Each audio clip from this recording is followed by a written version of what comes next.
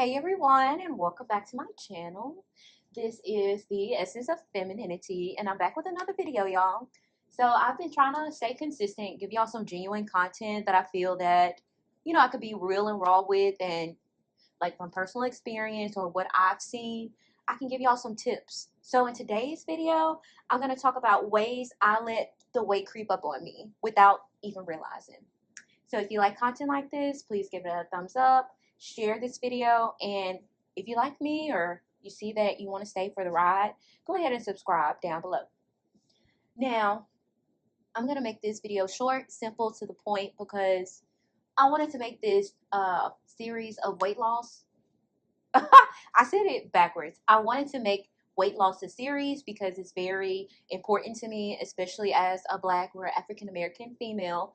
I feel like my community, we are always putting ourselves last and putting everybody in front of us, and we don't realize the problem with that until it's too late, or you realize and you feel like you're stuck and you don't know what to do. So this is why I'm making weight loss a series. This is not to promote Ozempic, um, Skinny Talk, or like the ED or whatever, BED, whatever they are calling that skinny stuff or whatever.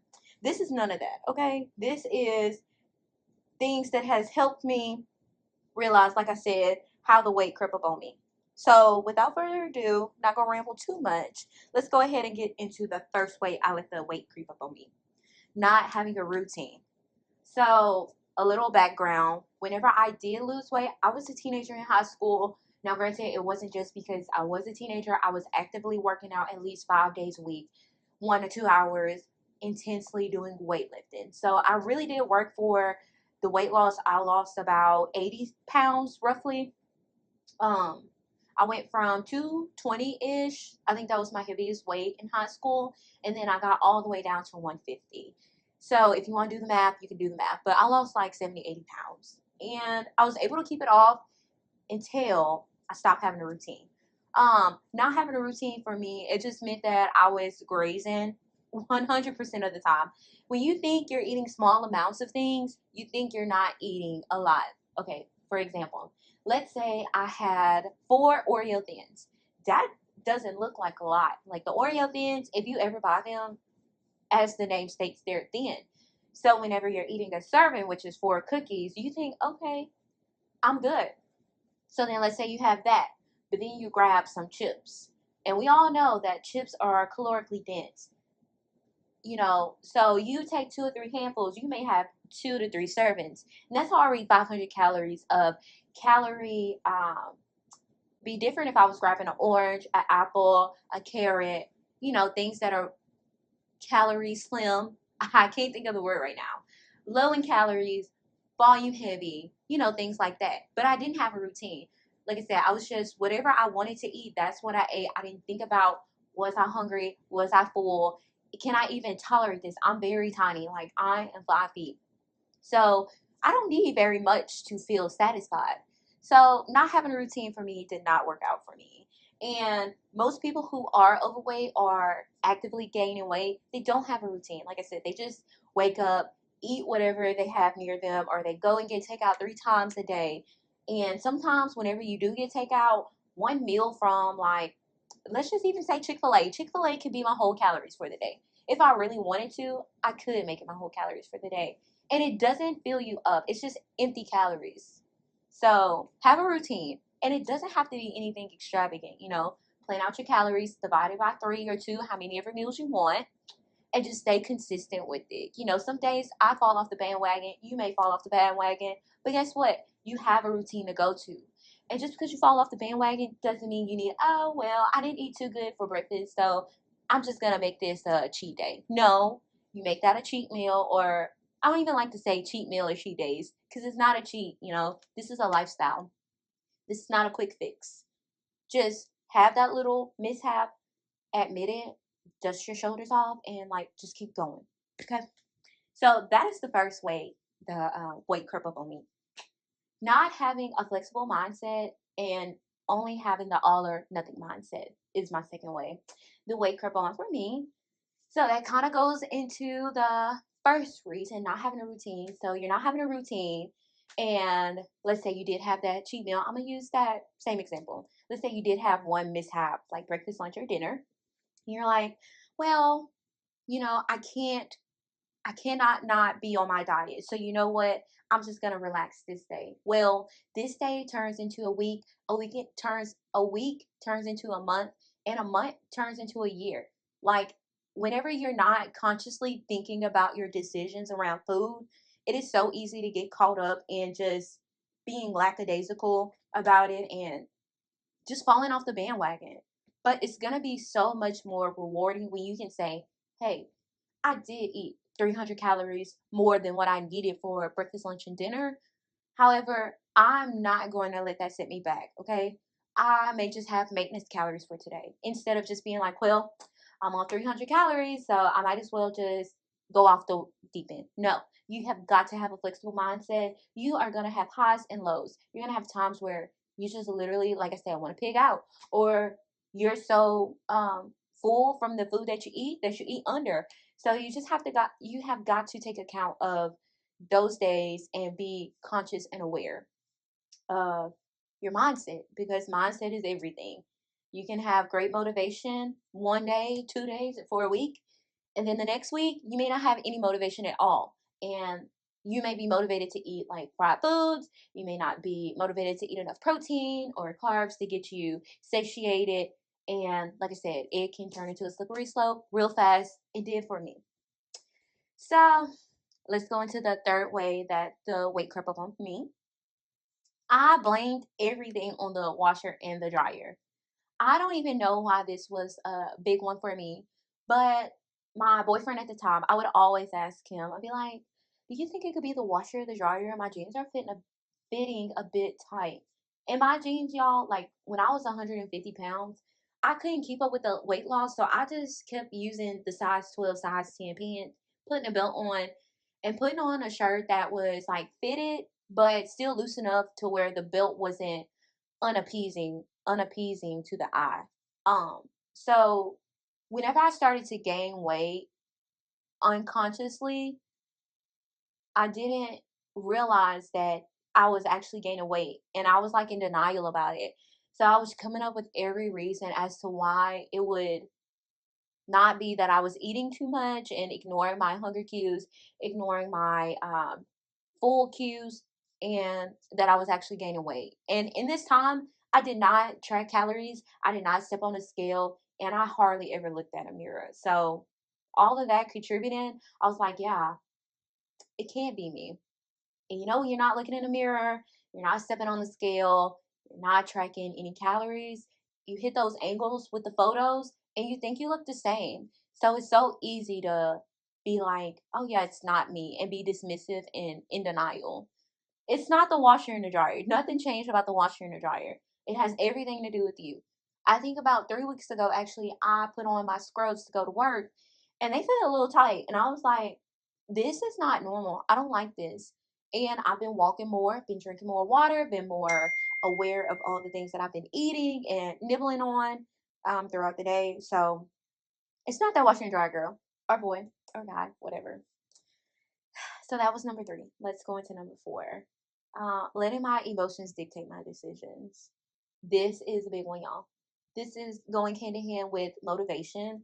Whenever you let your emotions dictate your decisions, even without weight, you are not going to have any direction or purpose in life at all, because your emotions are the same as the wind. They come and they go. Sometimes you're happy, sometimes you're sad, sometimes you're angry. Like I said, sometimes you may feel so joyous that you feel like you can conquer the whole world and lose, like, I don't know, 5 pounds in a week. I'm not saying that that's safe, but I'm just saying, you don't let your emotions control you, like I said, because you won't have structure. And that's going back to the other reasons. You won't have a routine. Your mindset may not be flexible, and you may start to sorry, you may start to deflect from what's actually going on. So don't let your emotions dictate your decisions. Definitely be accountable for them, acknowledge them, understand why you're feeling this way. But at the end of the day, it's literally calories in, calories out. we're going to talk about the different types of food because I do feel like foods do matter, like versus fast food or versus whole foods, minimally processed or non-processed foods versus ultra or moderately processed foods. And that's all to it, you know, just staying consistent, keeping a routine, and letting those emotions go. Because I know for the girls, like whenever you're, like for me, whenever I'm in luteal phase, I can eat the whole house sometimes. Like I've tracked my calories just to see how much I can eat over, and I can eat 500 calories plus more. And that's not okay. You know, you can gain weight by eating. Right. Now, for the last and the final reason of why I think the weight crept up on me is letting others dictate what I was going to be. If you didn't watch my first video into this series, I think it would be good to watch it. I had a lot of good points in there, and I feel like a lot of people could resonate with that. But as a teenager who was not given self esteem or had confidence built into them, anything that somebody said, I let it affect me and I internalized it. Like in the previous video, I said that, you know, my grandmother, my mother, and all the women in my family were 300, 400 pounds plus. And my grandmother, she's not petite, but she's short. Okay, she is 5 feet even. I'll give her. I think I gave her like 5'2", 5'4" in that last video, but she's short just like me. And you have 300 pounds, and then you see your granddaughter who is the same height as you, but is significantly or like even half the size you are. You know, whenever she say comments to me, she's saying that out of jealousy. Same as my mom. You know, you have got to have confidence and you have got to build self-esteem within yourself, and you cannot let others dictate you. Okay, when people start to be like, oh, you're eating like a bird, or why are you eating that little, you don't even eat a lot, that is projection, and they are insecure about themselves and they feel inadequate within themselves, and like I said, they're just projecting how they feel about themselves onto you. Okay, so you have got to take that and understand that that has nothing to do with you. Okay, I like when people start to say that to me because that means that I'm doing something right, you know. um and this is not, like I said, this is not promoting anything unhealthy, okay, because health is wealth to me. So this ain't about starving yourself. No, I am talking about a healthy amount of food. For me right now, I'm currently sitting around 170, 180 pounds. Goal is to get to 170 and stay there. But I was trying to switch with night shift and balance that. And I also got a new dog. So trying to juggle all of that, not gonna lie, I did gain 5 pounds. But guess what? I caught it at 5 pounds and I'm taking accountability and I'm doing the things. Okay. My goal weight, I already said it in the last series. I do have a goal to lose 30 more pounds. I am still considered overweight. However, I have lost, I can't remember, I think roughly 50 pounds, 47 pounds ish from the last video that I was talking about. I was 227, almost 230. Probably was 230, 240 if I stepped on the scale. But I was too nervous to step on the scale. So we're gonna go with 270. Okay. But yes, letting what others think and projecting that onto you, that will hurt you. You cannot, like I said, you cannot let people say affect you, because if they had to switch lives and they had to be in your body versus you being in their body, they would do it 100% any day of the week. Okay, so like I said, if you keep getting on that scale, keep tracking those calories, keep moving, getting those steps in, drinking your water, and eating healthy, there is no reason why you should feel inadequate about yourself and allow people to get in your head and think what you're doing is wrong. There's nothing wrong with weighing yourself. There is nothing wrong with weighing your food and tracking your calories. There is nothing wrong with working out and getting 10K steps a day. There is nothing wrong with drinking how much ever water your body needs for your weight. All those things that have been demonized are all by fear mongering. No shade to people who have dealt with like eating problems, if you catch my drift. I don't know what is allowed and what isn't allowed on YouTube or platforms, but I would rather be sensitive to the viewers because I would like to get monetized. But people who have had issues with dieting or eating not enough or too much, it's not the calories that you're tracking that's the problem. Like I said, it's a mindset thing. Not having a flexible mindset. If you get off the rails, you're going to continue getting off the rails. No. If you get off the rail one time, you can easily get back on. That is what having a flexible mindset is, and not allowing, oh, I don't feel comfortable calorie tracking because it makes me have a negative relationship with food. I used to think that whenever that body positivity movement was out, and that's not the truth, you know. And that's another thing of letting people dictate your emotions, or sorry, dictate your habits. That is not the problem, okay? Getting on the scale is not the problem. How do you think people lost weight and know how much weight they're losing? Now, don't get me wrong, you can have non-scale victories, but I like to know if I'm going in the wrong or right direction. Because, like I said, 3 weeks ago, I could have been 5 pounds up. Now I looked on the scale, and guess what? I could have been 10 pounds up now. It's so easy to gain weight, okay? And it's so easy to lose weight if you stay consistent and have a different mindset than what you let people put into your mind, okay? You don't have to be extreme. Do things one at a time. That's what I did. Whenever I started my fitness journey over again, because this is my second time losing weight, but I'm doing it totally different this time. The first time that I was trying to, sorry, the first time I was trying to lose weight this time around, I bought a gym membership. I signed up, did the little picture or whatever. It was at Planet Fitness. Everybody knows it's so easy to sign up at Planet Fitness. And I said, yeah, I'm going to go. This is going to be great. But I decided to read the book called Atomic Habits, I believe. Yeah, the Atomic Habits. And there was a little section that said you can do things incrementally, long story short. And that's what I did. I didn't step foot in that gym for, I wouldn't say the first 3 weeks. I would literally get in my car, drive down the highway, and just sit in the parking lot. I could not muster up the energy or the courage to go in the gym. But guess what I did? I sat in that parking lot, and I sat there and made myself sit there for at least 5 to 10 minutes until I was like, okay, you're gonna go in there. And then once I went in there, I went straight to the bathroom, looked at myself, got myself together, and got on the treadmill. If I could only get myself to step on that treadmill and press go and walk for 5 minutes, walk back in the bathroom and go home, that's what I did. And I did that for weeks until I got the courage to do the treadmill for 30 minutes. Got off and walked into the warm up station up until the point of I had a routine. I didn't even have to get on the treadmill, started my stretches, got on the weights again. And like I said, now I'm down almost 50 pounds. We'll say 50 pounds roughly. But now currently the goal is walk every day. I feel like walking is medicinal to me. You know, you can do so much walking, and it doesn't have to be long. Like I walk my dog for an hour, and I get 7,000 to 8,000 steps.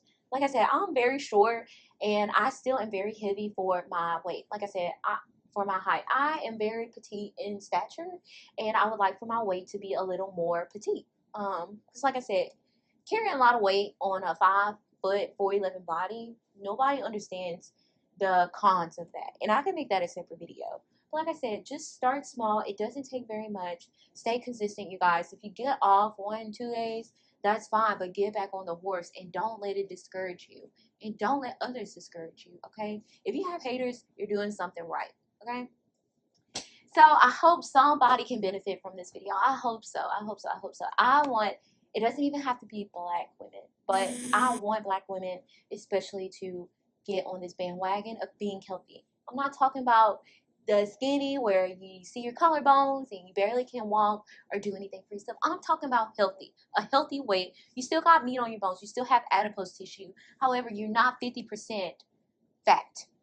You have a healthy amount of fat on your body, okay? And you don't have diabetes, high cholesterol, high blood pressure almost stroke level. You know, you're having a heart attack at 40 or even 30, you know. I want us to take our health more seriously, you know. It's just so much that can happen in this life, and why not make it the best that you can? So I'm gonna end this video. If y'all did like this video, give it a like, comment, and subscribe. If you think somebody else can benefit from this video, please share it. Also, if you have some critiques of me of how I can make the videos better, or if you have some videos that you want me to do in the future, please comment that down below. I hope everybody has a good day. I hope everybody can keep positivity in this world, because there's a lot going on and we need positivity. So stay blessed, stay light, and until next time, bye.